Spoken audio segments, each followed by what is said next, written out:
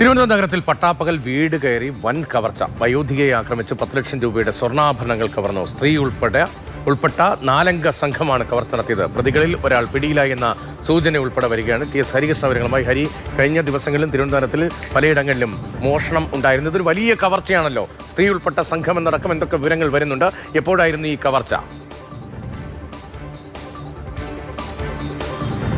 ഈ തിരുവനന്തപുരം ജില്ലയിൽ തന്നെ പല പ്രദേശങ്ങളിലും ഇപ്പോൾ ഈ മോഷണം സജീവമായി നടക്കുന്നുണ്ട്. കള്ളന്മാർ പല സ്ഥലത്തും വിലസുകയാണ്. ഇതിപ്പോ നഗരത്തിൽ തന്നെയാണ് ആ മോഷണം നടന്നിരിക്കുന്നത്.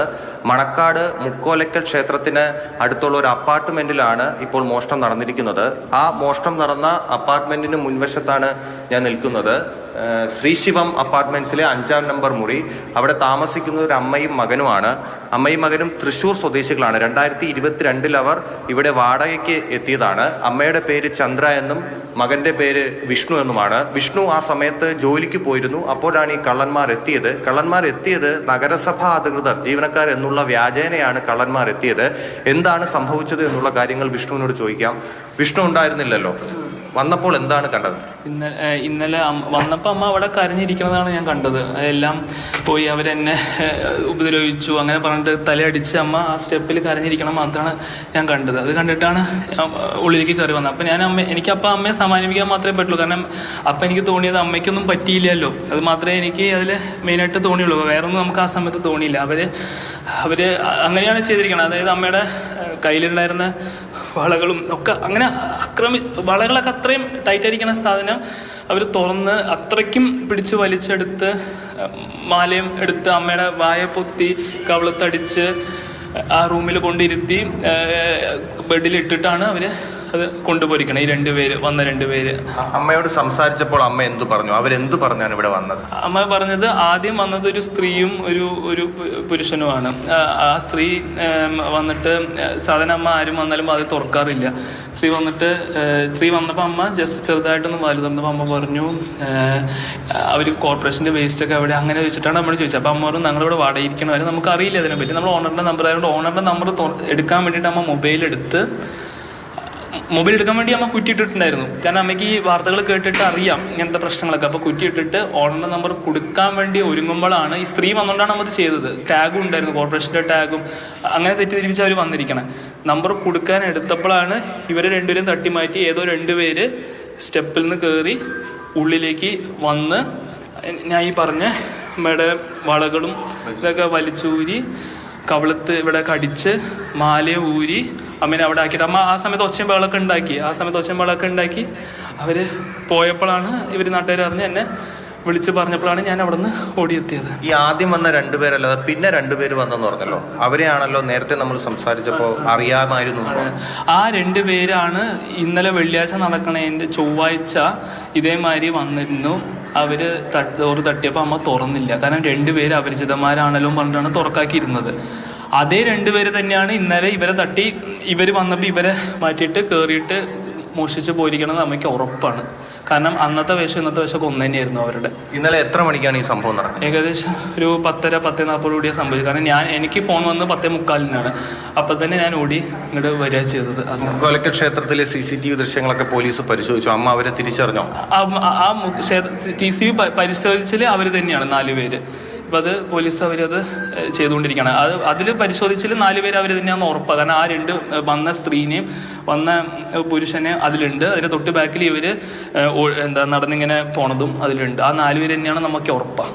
ഓക്കെ, വിഷ്ണു ഈ വീട്ടിലെ അമ്മയ്ക്കൊപ്പം താമസിച്ച അമ്മയുടെ മകനാണ്. വിഷ്ണുവാണ് സംസാരിച്ചത്. അതായത് ഫോർട്ട് പോലീസ് കേസ് അന്വേഷിക്കുന്നുണ്ട്. പോലീസ് പ്രതികളെ പിടികൂടിയിട്ടുണ്ട് എന്നുള്ള വിവരമാണ് അറിയുന്നത്. 4 പ്രതികളുണ്ട്. ഒപ്പം തന്നെ മറ്റൊരാളെ കൂടി പോലീസിന് സംശയത്തിലുണ്ട്. അയാളെ കൂടി പിടികൂടും എന്നുള്ള വിവരം പോലീസിൽ നിന്ന് നമുക്ക് ലഭിക്കുന്നു. എന്തായാലും നഗരത്തിൽ ആശുപത്രിയാണോ അതോ അവിടെ ഉണ്ടോ? ഒരു മാലയും മൊത്തം 6 വളയുണ്ടായിരുന്നു. 6 വള, ഒരു മാല 6 വള. അമ്മ ധരിച്ചിരുന്ന ഒരു മാല 6 വള. അതായത് എത്ര പവൻ ഉണ്ടാവും? ഏകദേശം ഒരു 10 പവനോളം ഉണ്ടാവും. 10 പവൻ സ്വർണം മോഷണം പോയി എന്നുള്ള വിവരം. അതായത് ഈ കഴിഞ്ഞ ദിവസങ്ങളിൽ നമ്മൾ റിപ്പോർട്ട് ചെയ്തതാണ്. അതായത് നെയ്യാറ്റിങ്കര ഭാഗത്ത്, കാട്ടാക്കട ഭാഗത്തൊക്കെ വീടുകൾ കുത്തിത്തുറന്ന് സ്വർണ്ണാഭരണങ്ങൾ മോഷ്ടിച്ചു കൊണ്ടുപോകുന്ന കള്ളന്മാർ, അത് പോലീസിന് വലിയ തലവേദനയായിരിക്കുകയാണ്. എന്തായാലും അതിനൊരു തുടർച്ചയായി നടക്കുകയാണ്. ഈ കള്ളന്മാരെ പൂട്ടാൻ വേണ്ടി പോലീസ് എന്ത് ചെയ്യും അമ്മ അവിടെ ഉണ്ടോ അതോ ആശുപത്രിയിലാണോ? അതുമായി ബന്ധപ്പെട്ട വിവരങ്ങൾ എന്താണ്? കാര്യമായ പരിക്കുണ്ടോ?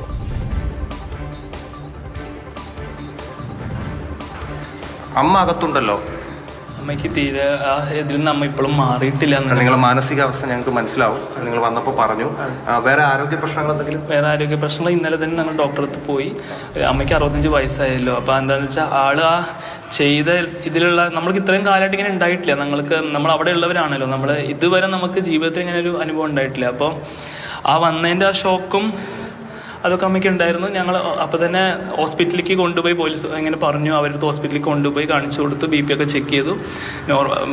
അതൊക്കെ നോർമൽ, ഇപ്പോൾ കുഴപ്പമില്ല. പക്ഷേ ഇപ്പോഴും അമ്മ ഷോക്കൊന്നും കിടക്കുകയാണ്, മാറിയിട്ടില്ല. ഇപ്പോഴും എന്താ പറയുക, ആ ഒരു എപ്പോഴും ആ ഒരു ദൃശ്യമാണ് ഉള്ളിലേക്ക് അമ്മയ്ക്ക് വരണത്. അവർ വന്ന് ആക്രമിച്ചതും. നന്നായി പേടിച്ചിട്ടുണ്ടോ? നന്നായി പിടിച്ചു എന്നുവെച്ചാൽ അവര് മോഷിക്കാട്ടും കൂടുതൽ എനിക്ക് സങ്കടം വന്നതെന്ന് വെച്ചാൽ അമ്മയുടെ വളയൊക്കെ അവർ ഇങ്ങനെ എടുക്കാൻ വേണ്ടിയിട്ട് ആ ചെയ്ത നമ്മൾ തന്നെ അമ്മയെ തൊട്ടിട്ടില്ല ഇതുവരെ. അമ്മ നമ്മൾ തൊട്ടിട്ട് ഇതുവരെ നമ്മളൊന്നും ചെയ്തിട്ടില്ല. അവര് അറിയാത്തൊരു വന്ന് വായ പൊത്തിയും ഇങ്ങനെ ചെയ്യുന്നു പറഞ്ഞപ്പോൾ ഇല്ല പറയാൻ. എനിക്ക് മനസ്സിലാവും, നിങ്ങളെ മാനസികാവസ്ഥ മനസ്സിലാവും. അപ്പോൾ അത്രയും ഒരു ക്രൂരമായ ഒരു ആക്രമണം നടന്നിരിക്കുന്നു എന്ന് വേണം പറയാൻ. അതിൻ്റെ വിഷമമുണ്ട്. ആ അമ്മ അകത്തുണ്ട്. അമ്മ ആ ഒരു പേടിയിൽ നിന്ന് അവർ ഇതുവരെ മുക്തയായിട്ടില്ല. എന്തായാലും പോലീസ് ആ പ്രതികളെ പിടികൂടി. അന്വേഷണവുമായി ബന്ധപ്പെട്ട എന്തൊക്കെ പുതിയ വിവരങ്ങളാണ് വരുന്നത്? ഇപ്പോൾ 10 ലക്ഷം രൂപയുടെയെങ്കിലും സ്വർണ്ണാഭരണങ്ങൾ കവർ ചെയ്യപ്പെട്ടു എന്ന് വേണം മനസ്സിലാക്കാൻ. 10 പവനോളം സ്വർണ്ണം, അല്ലേ? സ്ത്രീ ഉൾപ്പെട്ട 4 അംഗ സംഘമാണ് എന്നടക്കമുള്ള വിവരങ്ങൾ CCTV പോലീസിന് മുന്നിലേക്ക് എത്തിയിട്ടുണ്ട്. ഒരാൾ പിടിയിലായി എന്ന സൂചന ഉൾപ്പെടെ എന്തൊക്കെ കാര്യങ്ങളാണ് അന്വേഷണത്തിന്റെ ഭാഗമായി ലഭിക്കുന്നത്? ഹരി, ഒരാൾ മാത്രമല്ല, 4 പ്രതികൾ പിടിയിലായിട്ടുണ്ട് എന്നുള്ള വിവരമാണ് പോലീസിൽ നിന്ന് അറിയുന്നത്. ഫോർട്ട് പോലീസാണ് അത്തരം കാര്യങ്ങൾ നമ്മോട് പങ്കുവച്ചത്. പക്ഷേ അതിൻ്റെ ഔദ്യോഗികമായി എനിക്ക് തോന്നുന്നു അസിസ്റ്റന്റ് കമ്മീഷണർ ഇന്ന് വൈകിട്ട് വാർത്താ സമ്മേളനം നടത്തും. അതിലൂടെ നമുക്ക് ആ കൂടുതൽ പ്രതികളുടെ ദൃശ്യങ്ങളടക്കം നമുക്ക് കാണിക്കാൻ കഴിയും. ഇപ്പോൾ ഈ മുക്കോലക്കൽ ക്ഷേത്രത്തിന്റെ അവിടുന്ന് ഒരു CCTV ദൃശ്യങ്ങൾ പോലീസ് ശേഖരിച്ചിട്ടുണ്ട്. ആ ദൃശ്യങ്ങൾ അമ്മയെ കാണിച്ച് ബോധ്യപ്പെടുത്തിയിട്ടുണ്ട്. അതാണ് പ്രതികളെന്ന് അമ്മ തിരിച്ചറിഞ്ഞിട്ടുണ്ട്. അപ്പോൾ അത് കേന്ദ്രീകരിച്ചാണ് പ്രതികളെ പോലീസ് പിടികൂടിയിരിക്കുന്നത്. 4 പ്രതികളെ ഫോർട്ട് പോലീസ് ഇപ്പോൾ പിടികൂടിയിട്ടുണ്ട് എന്നുള്ള വിവരമാണ് അറിയുന്നത്.